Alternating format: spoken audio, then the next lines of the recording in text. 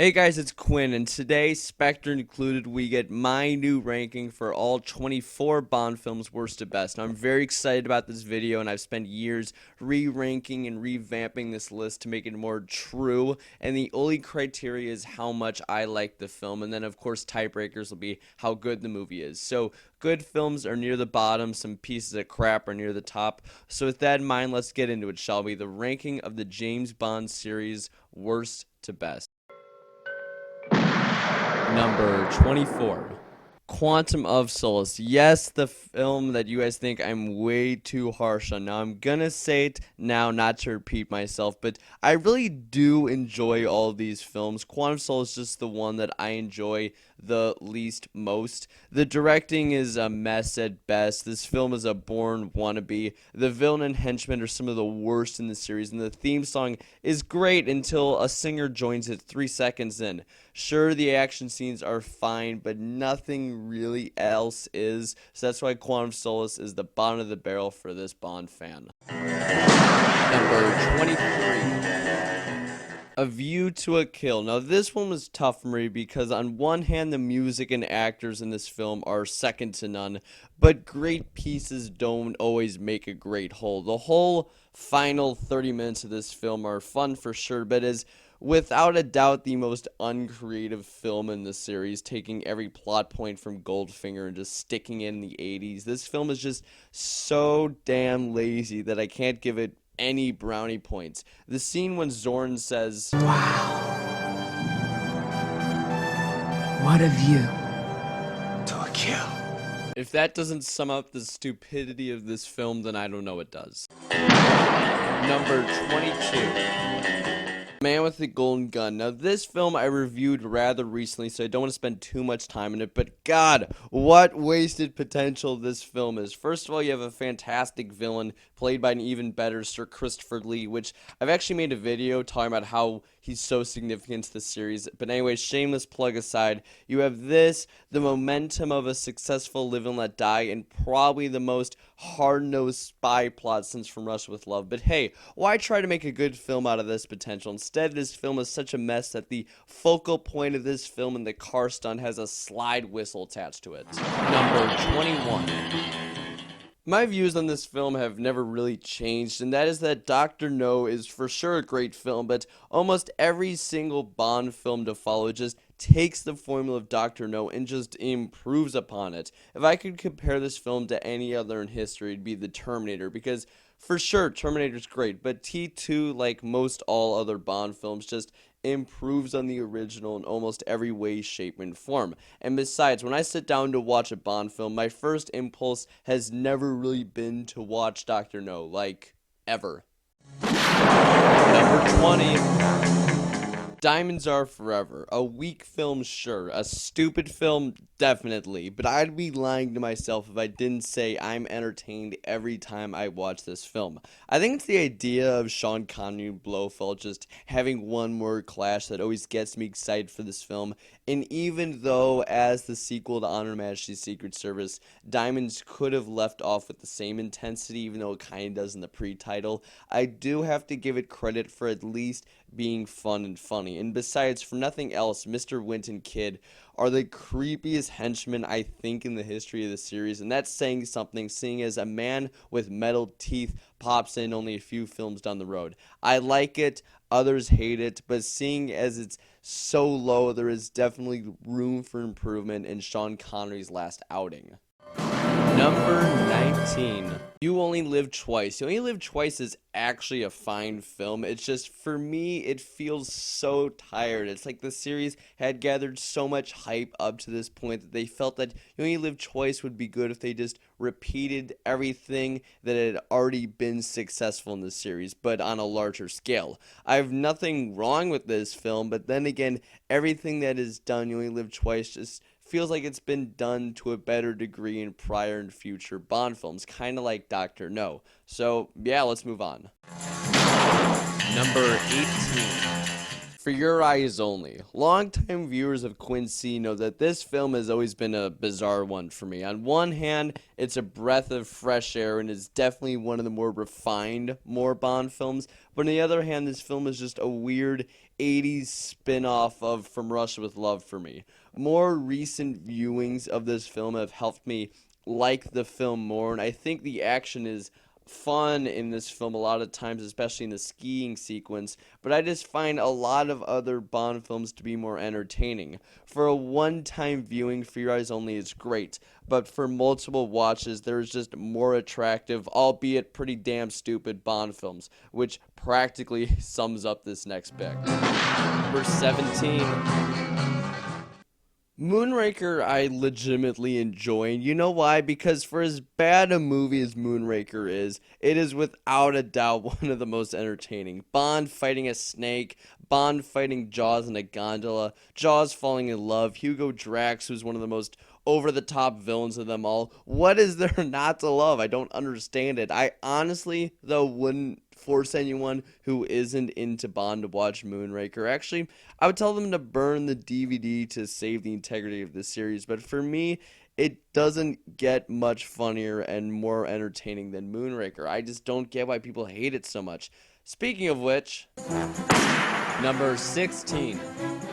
Die Another Day. You guys knew it was coming, now it's here, and this follows along the lines of Moonraker, so I'll be quick, but Die Another Day might actually be in the top 10 dumbest films I've ever seen. Well, okay, that's a little dramatic, but having a Korean turn into a British RoboCop-esque supervillain isn't bad as much as it is funny as hell. Die Another Day is by far the worst film in the series. I think we can all agree on this, and I'm looking at you, CGI windsurfing scene, when I say this, but it's sure as hell funny enough to earn this high spot on this list.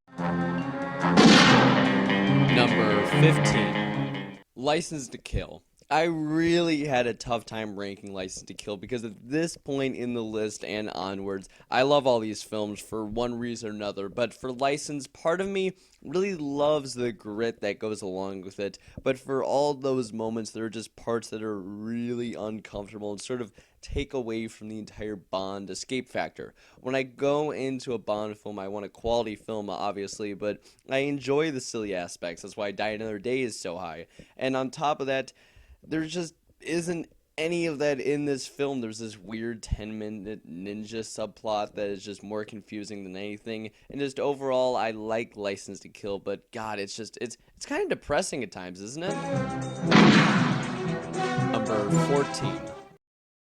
The Living Daylights is definitely one of the more interesting Bond films, albeit a bit slow, and I decided to rewatch it a few days ago just to be certain on my views in it, and that is this. I think this film is fantastic and is one of the best Bond films from The Spy Who Loved Me all the way to Goldeneye and Casino Royale, and it's probably the most underrated Cold War movie I've ever seen. It's so forgotten, it's kind of frustrating. I actually remember hearing a reviewer say once that if this film wasn't in the Bond series, it would be remembered as one of the last great Cold War films, but because it's in the series, it's just way down and lost in the mix, and I think that that's very true. Anyways, now that we're so far into this list, I need to be nitpicky, and the beyond stupidity that the Bond girl demonstrates throughout by almost crashing a plane into a mountain she somehow didn't see, and because of a few small dry spells, that's all that weighs Living Daylights down for me. It's a great film, it's just, I think there are better. Number 13. Thunderball. Thunderball is the film that has dropped the most since my last ranking, and it's because Thunderball is actually pretty damn boring. I'm keeping it here because it is by far the funniest Bond film, I think we can all agree, and it just holds a little bit of nostalgia sense for me. Thunderball is far from perfect, but Bond getting away with blatant sexual harassment and the beyond lazy plot motivators are something just to be in awe at, right? Right? I think you got the point. Number 12.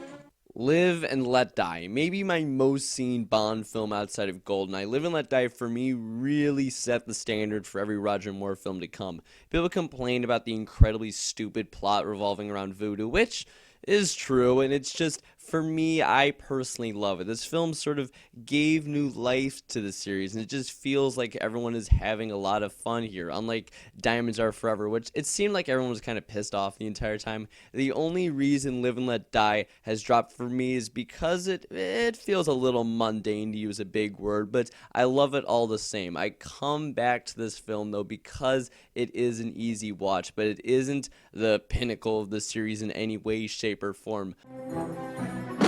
Number 11.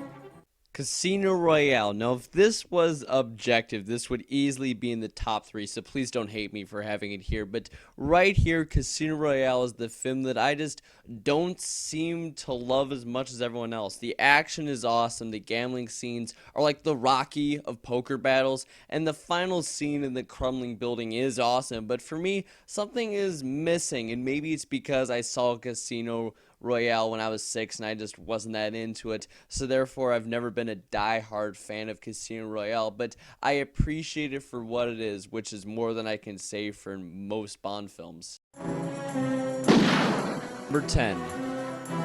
The World Is Not Enough. Now again, please do not hate me for having this above Casino Royale, but I just find this film to be a ton of fun. Right from the pre-title sequence all the way to the over-the-top submarine explosion ending. This film is just everything going for it. Having M actually doing something for a change was great for me, and is one of the reasons I love Skyfall so much, and just the entire atmosphere created around this film is perfect. The one downside though, that piece of crap gambling scene, let's be honest here, Casino Royale is better in that aspect at least. Number 9. On Her Majesty's Secret Service, by far my biggest mover on this list. On Her Majesty's Secret Service is one that I've just appreciated more and more every time I see it. Although Lazenby isn't a great actor, I've discussed many times as to why he's perfect for just this one movie, which I go into on the review of this film if you want to check that out. But the Bond girl is in my top 3, the villain and theme song are top notch, the action's great, and the final scene is the best final scene in the series. I think hands down. That scene actually made my mom cry. It was so damn good. So, thanks for that, I guess. This film has everything to love, and if you can take a slower film, hopefully you'll love this film as much as I now do. Number 8. Octopussy. Please do not hate me for actually moving this up in the rankings since last time I ranked the Bond films, but seriously, this film is just so lovable, whether it be Roger Moore just being a gentleman the entire time, or the fact that this film rotates around an island of women who have octopuses tattooed to them. It's incredible that this is actually put onto film. In no way am I saying that this is a good movie, and I think only Bond fans can truly appreciate how stupidly great this film is, but Octopussy is just a fun-ass film, and you know what? I'm glad it's this high on the list. I'm glad it made the cut. Number 7. Spectre. Now, I only saw this film a few hours ago because I'm a La American. Number 6. God, this film's awesome. Finally, Blofeld is given some respect. Finally, Craig has a gun barrel at the beginning, and we finally get some humor. This film is like a really refined Roger Moore film, and even though the plot makes little to no sense at some points in the film, the train fight and the reference to Goldeneye with the 3-minute timer made my year. Hell, I even enjoyed the theme song, the same one that I shat on in an earlier review. If you like old school Bond films, you'll love this one. Number 6.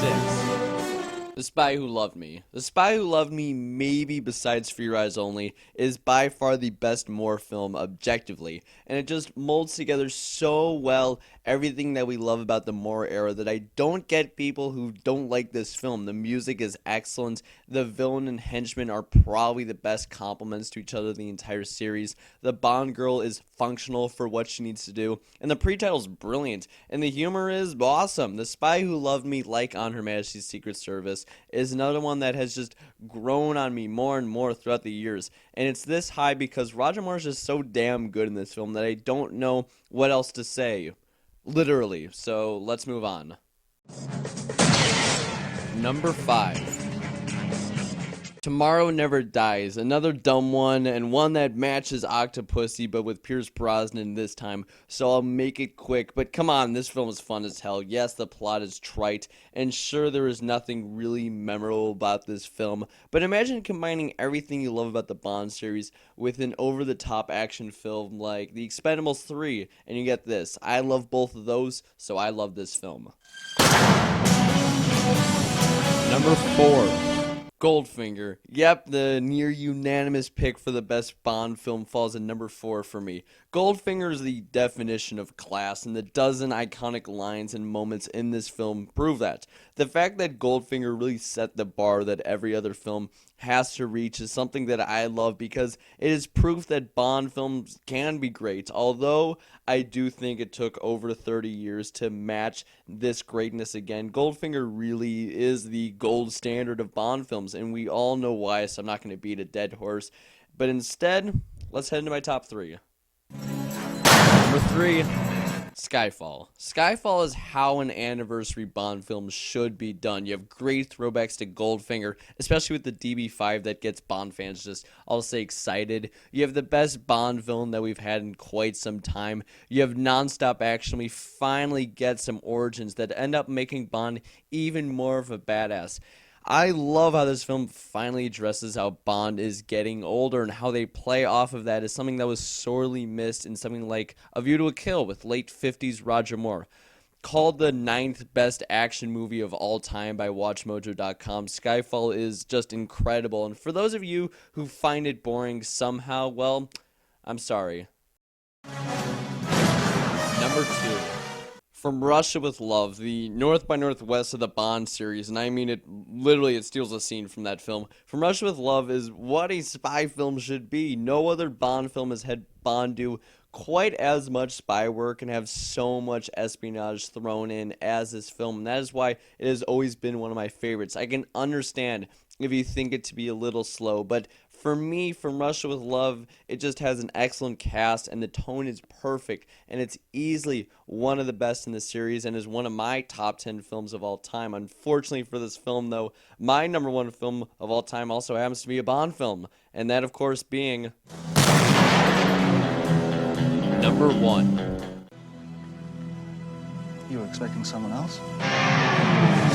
Goldeneye. I've done videos explaining why this is my favorite Bond film, and my past video I just made is about how Goldeneye influenced me basically to create this channel and get into film, so I don't want to spend too much time on that, but more is to just, I mean, my god, this film's incredible. The villains are perfect, the pre-title and gun barrel are perfect, the action perfect, the tone is perfect, the plot is clever as hell, and heck, the video game made about this film was called the 10th best video game of all time by WatchMojo.com again, and damn it, I call the game and movie both number 1. My one complaint is the score in the middle third of this film is pretty shit, but then again, the beginning and end of the score are equally fantastic, so I guess it equals out.